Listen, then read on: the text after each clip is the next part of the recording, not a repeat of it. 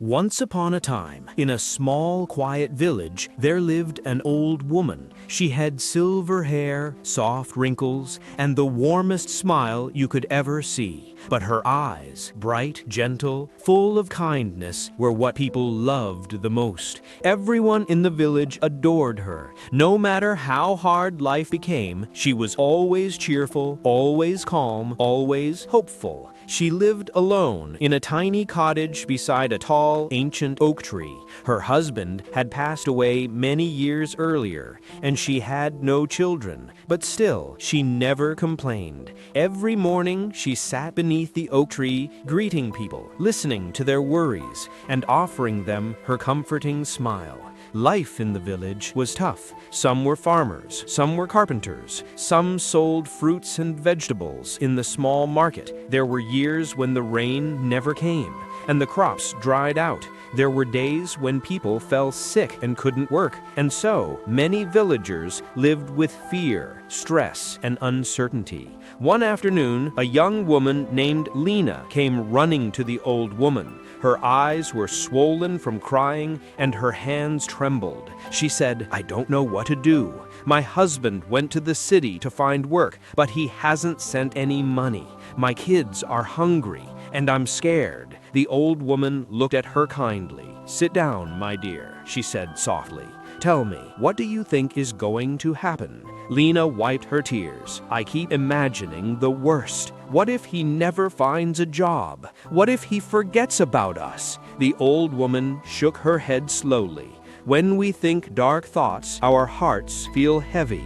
But when we choose hope, our hearts grow lighter, and life becomes easier to face." Lena whispered, "But how can I think positive when everything feels so negative?" The old woman smiled gently. "Let me tell you a story." Lena leaned forward, listening carefully. The old woman began. "There was once a poor man who believed he had nothing. No food, no money, no family. He sat by the river crying. An elderly woman walked by and asked, 'Why are you crying?' The man said, 'Because I have nothing.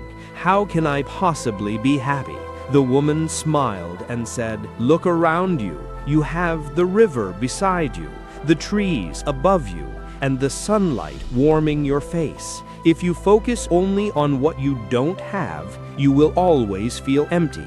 But if you appreciate what you do have, you will find peace." Slowly, the man stopped crying. He listened to the sound of the water, felt the breeze through the leaves, noticed the warmth of the sun. And from that day on, his life began to change. Not because magic happened, but because his thinking changed. The old woman looked at Lena with a soft smile. "You see, dear, life didn't change for that man, he changed. Positive thinking doesn't erase problems, but it gives us the strength to face them." Lena took a deep breath. "So you really believe my thoughts can change my life?" The old woman nodded. "Yes. Every morning, tell yourself, 'Today will be a good day.' This simple sentence will give you strength. It will help you care for your children and wait for your husband with hope instead of fear. But if you wake up thinking that everything will go wrong, your heart will grow weak." Lena whispered, "I understand. I'll try." And from that day on, she did.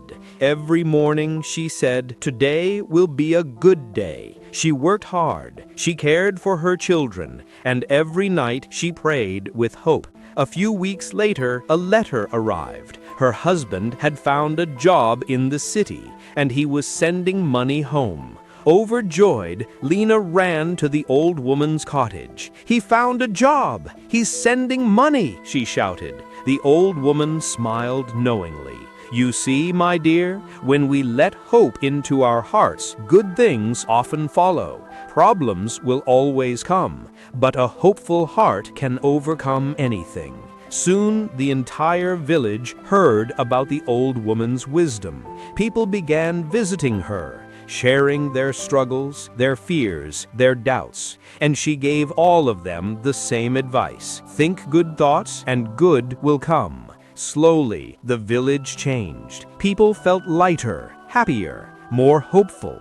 The old woman had taught them the quiet and powerful truth: the way we think shapes the way we live.